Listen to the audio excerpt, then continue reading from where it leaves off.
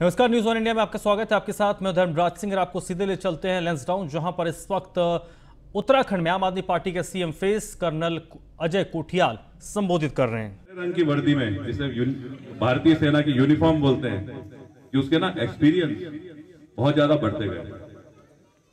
अब क्योंकि ये एक्सपीरियंस थे साथ में, और हमारी पोस्टिंग आई उत्तरकाशी में, नेहरू पर्वतारोहण संस्था प्रधानाचार्य वहां पे। यह है अप्रैल 2013 की बात है। आपदाएं नहीं आनी चाहिए, लेकिन कई बार क्या है कि चीजें हमारे हाथ में नहीं होती। और हमारी पोस्टिंग आई 2013 अप्रैल में नेहरू पर्वतारोहण संस्था में, और 2 महीने के बाद में सबसे बड़ी आपदा, जिसमें कहते हैं केदार घाटी में तो कोई 20-22 हजार लोग मरे, और पूरे उत्तराखंड में हर जगह तबाही तबाही हो गई। उस आपदा के आने के बाद, क्योंकि हम उस संस्था के प्रधानाचार्य थे जहाँ पे पर्वतारोहण सिखाया जाता है, पहाड़ में चढ़ना, पहाड़ में बचाव के कार्य करना, तो हमारे को जिम्मेवारी दी गई कि क्या आप राहत के कार्य में जाकर के लोगों को बचा सकते हो।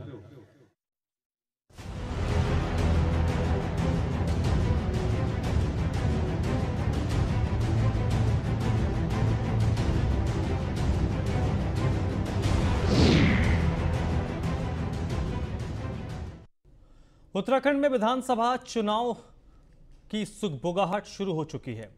उत्तराखंड विधानसभा चुनाव को लेकर भारतीय जनता पार्टी अब एक्शन में है। नवंबर में बीजेपी के कई दिग्गज देवभूमि का दौरा करने वाले हैं।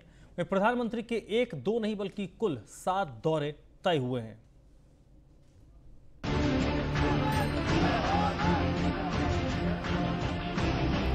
मिशन 2022 के लिए उत्तराखंड में बीजेपी पूरी ताकत के साथ मैदान में उतर गई है। बीजेपी ने जहां हर घर भाजपा घर घर भाजपा अभियान का आगाज कर दिया है, तो वहीं चुनाव प्रचार अभियान को धार देने के लिए प्रदेश प्रभारी प्रहलाद जोशी ने भी उत्तराखंड में डेरा डाल दिया है। प्रहलाद जोशी बीजेपी के आगामी कार्यक्रमों पर अंतिम मुहर लगाएंगे। इसके साथ ही 15-16 नवंबर को बीजेपी के राष्ट्रीय अध्यक्ष जेपी नड्डा कुमाऊं दौरे पर आ रहे हैं। प्रधानमंत्री मोदी और गृहमंत्री अमित शाह इस महीने के अंत तक या दिसंबर के पहले हफ्ते में उत्तराखंड का दौरा करेंगे। हमारा प्रदेश अध्यक्ष और मुख्यमंत्री के नेतृत्व में बहुत अच्छे हमारा तैयारी चल रहा है, और मुझे पूरा विश्वास है कि भारतीय जनता पार्टी फिर से इधर सरकार हमारा हो जाएगा। और आगे भी जो माननीय प्रधानमंत्री जी के नेतृत्व और मार्गदर्शन में उत्तराखंड में जो हमारा डेवलपमेंट का डबल इंजन सरकार का जो डेवलपमेंट चल रहा है, वो आगे भी बढ़ेगा। सबका साथ, सबका विकास, सबका विश्वास और सबका प्रयास, जो मंत्र हमारे माननीय मोदी जी ने दिया, माननीय धामी जी ने दिया, माननीय प्रदेश अध्यक्ष जी ने दिया, राष्ट्रीय अध्यक्ष जी ने दिया, उस मंत्र के साथ हम लोग काम कर रहे हैं। और जो रिस्पांस में जनता का देख रहा हूँ, तो मैं कह सकता हूँ कि जनता ने स्वीकार कर लिया है कि आने वाले टाइम पे समय फिर भाजपा का है। वहीं हर घर भाजपा अभियान पर कांग्रेस और आप ने तंज कसा है। दोनों का कहना है कि बीजेपी सरकार ने 5 साल कोई काम नहीं किया, इसलिए अब घर घर जाने की नौबत आ गई है। देखिए, बीजेपी तो अपने आप ही आशीर्वाद मांग रही है, और प्रचार में किसी की दीवारें गंदी करना, उनके घरों के पास स्टिकर लगाना, वो प्रचार नहीं होता। पहले तो ये बताएं कि कौन इनके कैंडिडेट हैं।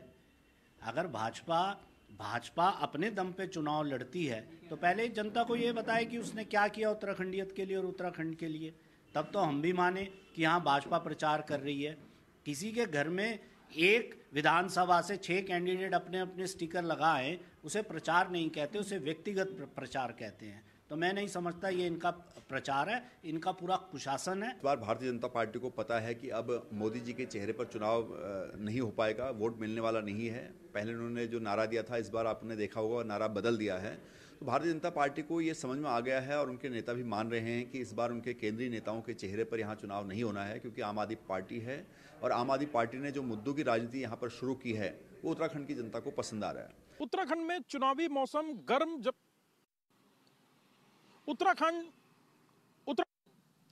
उत्तराखंड राज्य में नवंबर माह चुनावी माह होगा।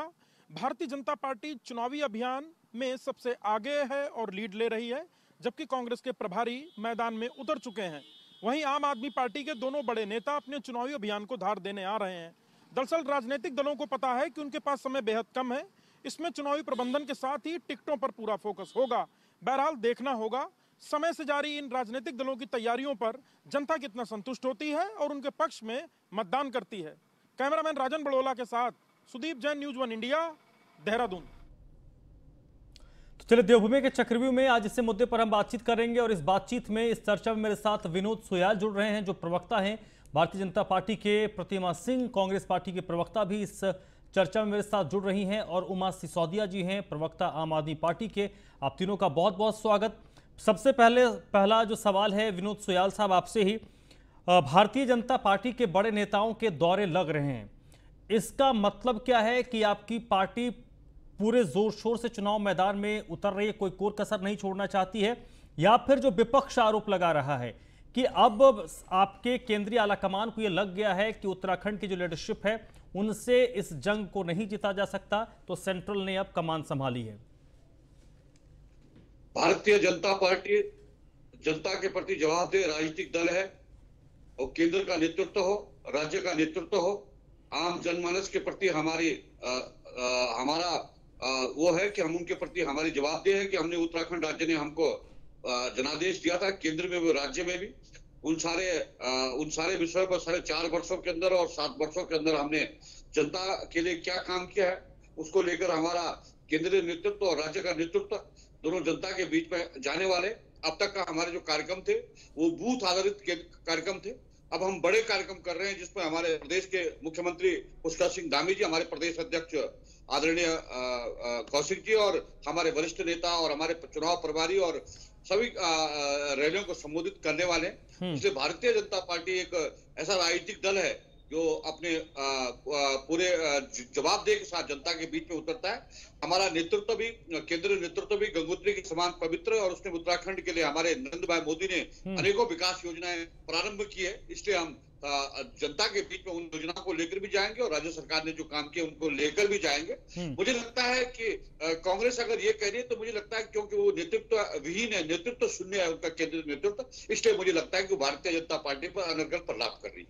ठीक है, प्रतिमा सिंह आप बताइए कि ये जो भारतीय जनता पार्टी के बड़े नेताओं का दौरा लग रहा है, इसके पीछे भारतीय जनता पार्टी की आपको स्ट्रैटेजी क्या लग रही है, कि क्या सेंटर ने इसे अब समझ लिया है कि अब जंग जीतने के लिए सेंटर को आना पड़ेगा, या फिर जो भारतीय जनता पार्टी कहती है कि हम पूरी ताकत से चुनाव लड़ते हैं, चुनाव कैसा भी हो? देखिए, पहली बात कि जितने भी बड़े बड़े नेता आ जाए यहाँ पर, देखिए वेस्ट बंगाल में भी आपने देखा था पूरा का पूरा जो दिल्ली का मंत्रिमंडल था वो जो है पश्चिम बंगाल में बैठा हुआ था, पर जनता ने जो केंद्र में बैठी सरकार का पिछले 7 सालों का कार्यकाल देखा और उनकी वजह से जो दिक्कतें जनता को झेलनी पड़ी उससे सबक सिखा दिया। अब रही बात उत्तराखंड की बात, तो आपने अगर 4.5 सालों में कोई भी कार्य किए होते, अपने दृष्टि पत्र में जितने भी आपने संकल्प लिए थे, अगर उन संकल्पों को धरातल पर उतारने का काम किया होता तो मुझे लगता है कि प्रधानमंत्री जी को 8 रैलियां स्टेट इलेक्शन के लिए करने की आवश्यकता नहीं पड़ती। वो देश के प्रधानमंत्री है, मुझे लगता है उनके पास इतना वक्त है अगर कि स्टेट में आकर रैलियां करें तो उतना वो वक्त केंद्र में बैठ करके और जन समस्याएं जो जितनी जनता जूझ रही है, चाहे वो महंगाई हो या बेरोजगारी हो, और अभी रिसेंटली अगर मैं बॉर्डर्स की बात करूं तो चाइना का मुद्दा है, इतने सारे अहम मुद्दे देश के सामने हैं आज। तो आज अगर उन्होंने प्रदेश में काम किया होता तो प्रदेश के चुनाव के लिए प्रधानमंत्री जी को पूरा अपना जो मंत्रिमंडल है केंद्र का वो लगाने की आवश्यकता नहीं होती। यहाँ पे बैठे मंत्री और विधायक ये समझ चुके हैं और केंद्र का इनका नेतृत्व भी ये समझ चुका है कि 4.5 सालों में इन्होंने मुख्यमंत्री बदलने के अलावा प्रदेश की जनता को कुछ नहीं किया। इसलिए चलिए इसका जवाब प्रतिमा सिंह जी विनोद सुयाल देंगे, लेकिन उससे पहले मैं उमा सिसोदिया जी को भी इंट्रोड्यूस करता हूँ। उमा जी, भारतीय जनता पार्टी जिस तरीके से एक्टिव मूड में है और बड़े नेताओं के पहुंचने का सिलसिला अब शुरू होगा, प्रधानमंत्री के कई सारे दौरे लग रहे हैं, राष्ट्रीय अध्यक्ष इनके हैं उनके दौरे लगेंगे, अमित शाह के दौरे लगेंगे और केंद्रीय नेतृत्व नेताओं के दौरे लगेंगे। भारतीय जनता पार्टी की स्ट्रैटेजी को आम आदमी पार्टी कैसे देख रही है? देखिए, मैं प्रतिमा से पूरी तरह से सहमत हूँ, क्योंकि पिछले 4.5 पौने 5 साल में बीजेपी ने यहाँ पर कोई कार्य नहीं किया। आप अभी 4-6 महीने पहले मार्च तक आप लोग कह रहे थे कि त्रिवेंद्र रावत जी के चेहरे पर चुनाव लड़ा जाएगा। जब आपकी पूरी तैयारी हो चुकी थी, आप लोगों की वो पोस्टर्स बन चुके थे और जो आपका जो प्रचार का सामग्री थी वो छप चुकी थी, लेकिन अचानक आपको समझ में आता है कि त्रिवेंद्र रावत जी को अगर हमने मुख्यमंत्री चेहरे के रूप में दोबारा प्रोजेक्ट कर दिया तो हमारी जो है यहाँ पर हमारी जमानतें जब्त हो जाएंगी। उसके बाद आप तीरथ जी को लेकर आए। तीरथ जी का जो लगभग 100 दिन का जो कार्यकाल रहा वो सबने देखा है, और अब युवा मुख्यमंत्री कहकर जिस व्यक्ति को पूरे उत्तराखंड में दौड़ाया जा रहा है वो इतने कैपेबल नहीं है। खुद उनकी अपनी पार्टी में टांग खिंचाई बहुत ज्यादा है, क्योंकि जो सीनियर बीजेपी के लीडर्स हैं वो उनको मुख्यमंत्री के रूप में स्वीकार करने के लिए बिल्कुल भी तैयार नहीं है। ऐसे में जो इनके पास एकमात्र चेहरा है नरेंद्र मोदी जी के रूप में, हमारे देश के यशस्वी माननीय प्रधानमंत्री के रूप में, पूरे देश के प्रधानमंत्री हैं, उनका हम हृदय से उनका आदर करते हैं, लेकिन वो पूरे देश के जो प्रधानमंत्री हैं वो एक छोटे से राज्य 17 विधानसभाओं के एक राज्य में आकर अपनी रैलियां करने के लिए मजबूर हो जाते हैं, क्योंकि उन्होंने यहाँ पर जो लोग बैठाए हुए हैं वो इतने कैपेबल नहीं है कि वो अपने चेहरे पर चुनाव जीत सकें। वो बिल्कुल, इसलिए हमारे यहाँ तो हालत ये हो चुकी है भाई कि आपको प्रधान के चुनाव के लिए भी मोदी जी के चेहरे की आवश्यकता होती है। आज बीजेपी जो है वो सिर्फ और सिर्फ मोदी और अमित शाह के नाम पर ही वोट लेती है, सिर्फ मोदी जी के और इस्तेमाल करके। उमा सिसोदिया, इसका जवाब ठीक है। नगर निगम के चुनाव में भी मोदी जी के पोस्टर छपते हैं बड़े बड़े। ये हालत आज बीजेपी की हो चुकी है। ठीक है, कोई भी नेता इस लायक नहीं है, कोई भी नेता जननेता। उमा सिसोदिया जी, प्रतिमा सिंह जी का सवाल उत्तराखंड की जनता समझ गई होगी। विनोद सुयाल साहब, भाई ऐसा क्यों होता है? जब आप 2017 में चुनाव में जा रहे थे तब नरेंद्र मोदी का फेस आपने इस्तेमाल किया, समझ में आता है, आपको सत्ता में आना था, लेकिन जब सत्ता में हैं तब आपको हर जगह पर नरेंद्र मोदी, अमित शाह की दरकार क्यों पड़ रही है? अगर आपने 5 साल काम किया है, आपको अपने काम पर भरोसा है, तो ताल ठोक कर कहिए कि मैंने ये किया है, आप जनता आपको अपने आप वोट देगी। देखिए, हमारे नेता, विश्व प्रसिद्ध नेता नरेंद्र भाई मोदी और हमारे नेता अमित भाई शाह जी हमारे नेता है और पूरे देश के नेता है, और जिन्होंने विश्व के अंदर भारत का नाम रोशन किया है। और मैं कह सकता हूं कि उत्तराखंड राज्य के लिए भी अनेकों विकास योजनाएं उन्होंने प्रारंभ की है।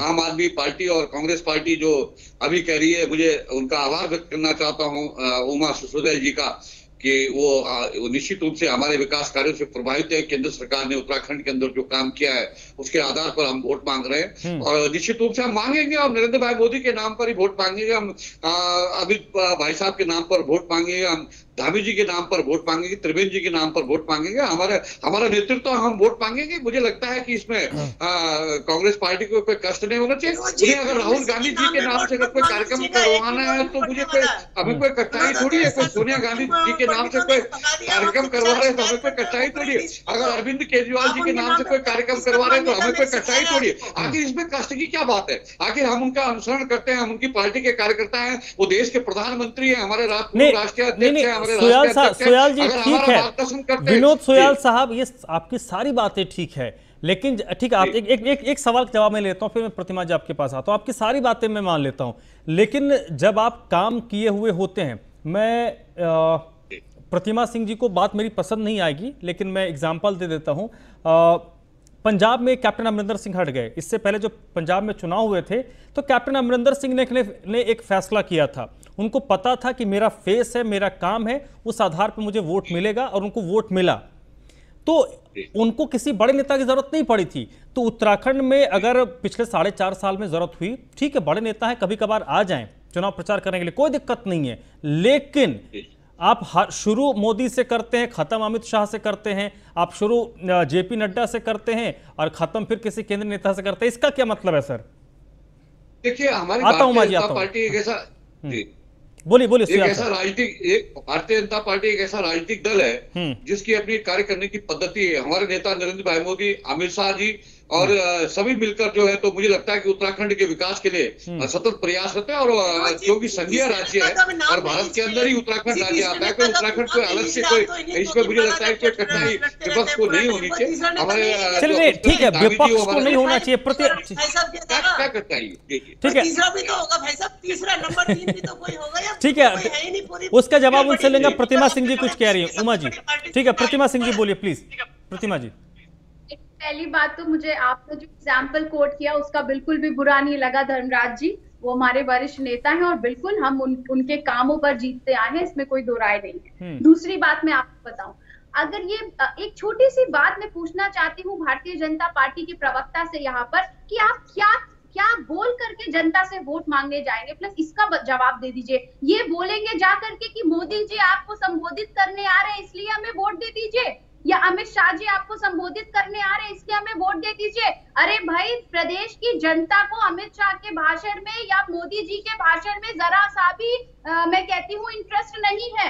जनता को ये जानना है कि जो वादे 2017 में आपने किए थे कि बेरोजगारों को रोजगार देंगे, तो रोजगार कहाँ है? आपने कहा था शिक्षा व्यवस्था दुरुस्त करेंगे, ग्रेजुएट तक जो गरीब बच्चे हैं उनको मुफ्त जो है शिक्षा देंगे और लैपटॉप के साथ साथ लड़कियों की शिक्षा भी मुफ्त करेंगे। वो कहाँ है? शिक्षा व्यवस्था कहाँ है आपकी? आपने देखिए अस्पतालों की तो स्थिति ये है कि कोरोना काल में जो प्रदेश की जनता ने दुख भोगा है और अब लोगों ने अपने प्रियजनों को खोने का काम किया है, वो दुख का नाम लेकर के आप वोट मांगेंगे? या गंगा में बहती हुई जो लाशें हैं उनको देख करके वोट मांगेंगे?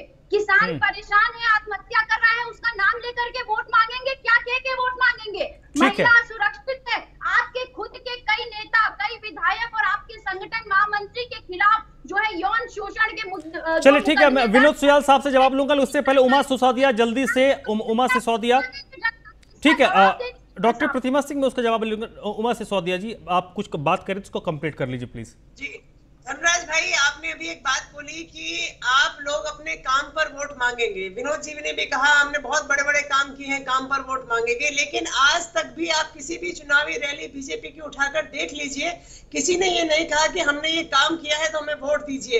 एकमात्र हमारे पूरे हिंदुस्तान के लोकतांत्रिक इतिहास में जब से देश आजाद हुआ है, सिर्फ अरविंद केजरीवाल वो व्यक्ति है जिन्होंने चुनावी रैलियों में डंके की चोट पर कहा है कि मैंने काम किया है तो वोट देना, अदरवाइज बिल्कुल मत देना।